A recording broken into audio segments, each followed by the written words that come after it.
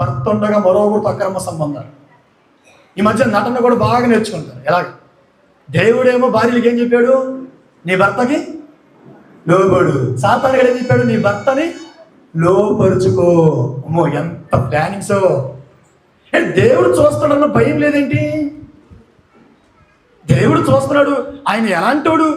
దేవుడు ఎవరమ్మా?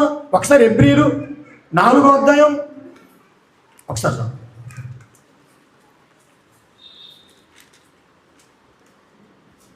హెబ్రీయులు 4వ అధ్యాయం.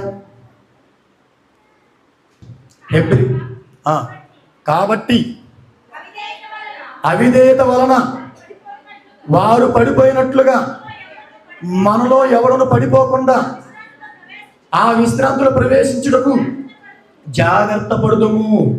ఎందుకనగా దేవుని వాక్యం సజీవమై బలముగా